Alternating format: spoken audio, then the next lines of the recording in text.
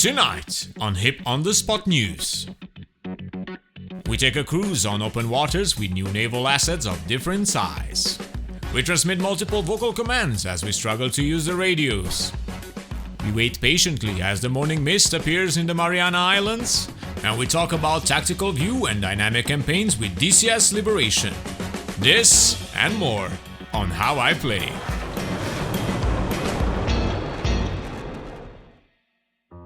Hello virtual pilots, I am Andre Celesti, and in this video we will talk about the latest news from DCS World, all together with a small presentation of the most common used add-ons available today. So we start with the latest updates from Eagle Dynamics for the new clouds and weather, this time mentioning the integration of fog with the simulation of atmospheric flows. Apparently things are progressing very good, and we will get more information on this as time goes by. At the moment, fog is illustrated in the sim something like this. And the provided picture in the post by ED is a depiction of fog shaping one of the Marianas Islands. One thing to note is that clearly the morning mist will never be the same in DCS World.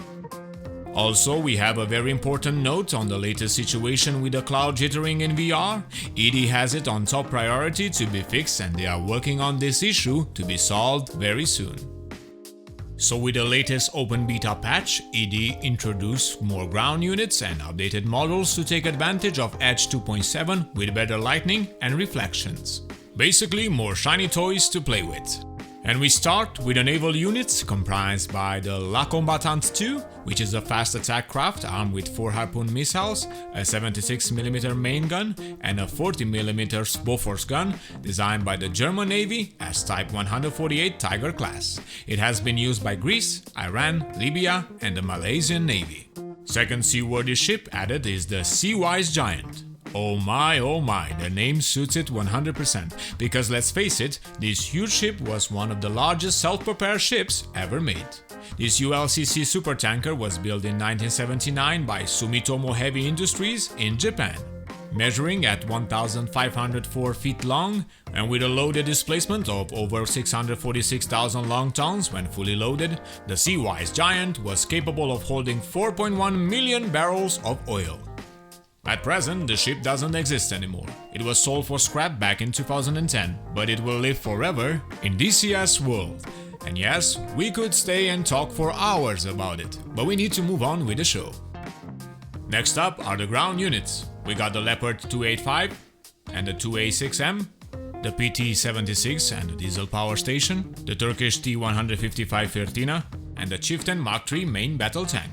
We got new models for the Leopard 2A4 and the 2A4 TRS, the VAB Mephisto, and the MB-21 GRAD trucks available now in the open beta patch.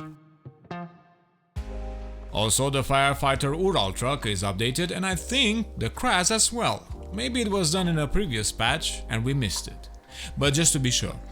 And for those of you who are using the Combined Arms module, you can enjoy these models, driving most of them in ground operations. I myself did this many times in VR. It was interesting to say the least, and I was always thinking that it could be amazing if later in the future we could get a few interior models for the ground units. But let's remember, this is a flight sim, and at this time there are many other priorities on the list. But that doesn't stop us to wonder. On the 23rd of May, Matt Wagner, senior producer at Eagle Dynamics, released an introduction video about the Mi-24P, the Hind, providing more details about the future module, and after 2 days on the 25th, we got a simplified cold start tutorial. If you missed the videos, I linked them in the video description. I highly recommend you watch them if you are interested in the Hind. He also teases the Marianas Islands. The startup procedure is being performed in Saipan, and we can notice the detailed ground units and airport.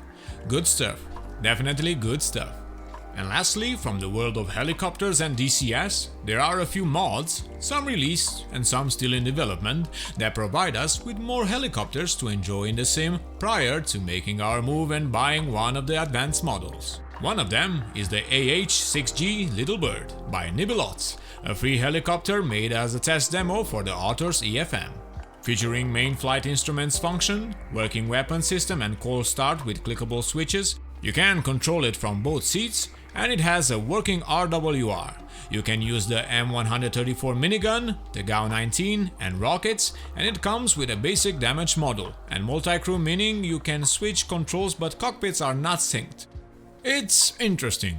We tried it out this year. It still works with DCS 2.7 open beta, but apparently they have stopped working on it at the moment, as they mentioned that the mod is just a template and it is free, with no other modules needed to be purchased in order to make it work. You can try it today, link is in the video description. There are a few liveries available on the DCS user file page, but we didn't manage to make them work. Another free helicopter mod is the Sikorsky CH-53E Super Stallion, a project by Freddie Stone, with a EFM flight model from Captain Smiley and previously mentioned author of the Little Bird EFM, Mr. Nibilots, with many other contributors. I link their Discord in the video description with more information and download page as well. This flyable CH-53 has a partially clickable cockpit, but for some of the switches you will need to use the keyboard shortcuts. It has animated door gunners, but not controllable yet. All cargo functions are at the moment inoperable. They are just eye candy, as mentioned by the authors. It is an interesting project, and we will follow its progression, so we wish everyone that is involved good luck, and we hope to see more improvements in the future. Every simulator on the market has multiple types of add-ons being developed, either by talented modders, by the community, and by third-party developers. Aside from official modules, DCS World has its share of add-ons that provide a variety of functions, like DCS Liberation, for example, a turn-based single-player or co-op dynamic campaign that comes for free. It's an external program that generates full and complex DCS missions and manages a persistent combat environment. There is a wide variety of missions and campaigns to be generated based on every map available in DCS World, with multiple time periods, historical events, and more. Many multiplayer groups are using it to create dynamic campaign servers, and it's a lot of fun. We will cover this add-on later on the channel with a few missions and sorties in different terrains. I link the download page in the video description and you can check it out. A tool that goes very well in combination with the Liberation mod is TACVIEW, a universal flight data analysis tool which enables you to easily record, analyze, and understand any flight you perform, in order to improve your skills much faster than with conventional debriefings. So if you are eager to understand what really happened during your last flight, TACVIEW is your solution.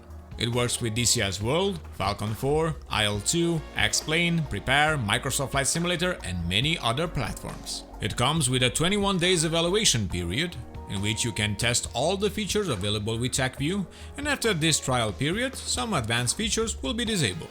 If you wish to continue to use them, you will have to buy a license.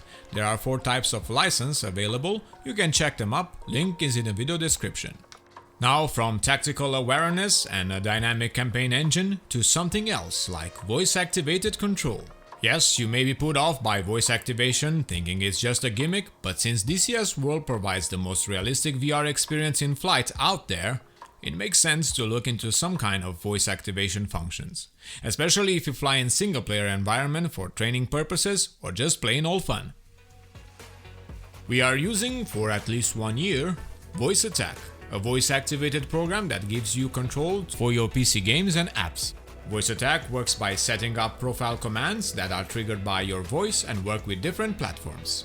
You can get it for free with some limitations, like a maximum of 20 commands that you can assign. The interface is a bit overwhelming at first glance, but you get used to it in time, and with YouTube tutorials out there and a detailed manual available for download, you can make it. If you want unlimited profiles and commands, it will cost you around $10. But wait, there is more. For DCS World, there is a specialized plugin called Vaicom Pro, a professional-grade voice communication interface.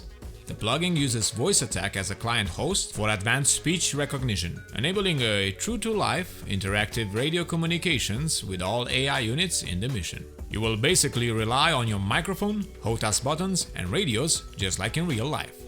The plugin auto-configures for your aircraft radio systems and direct dialogues with coalition units such as flight wingmen, AWACS, ATC supercarrier units, ground crew, tankers, and you can even perform complex JTAG engagements, all using units call signs and standard brevity.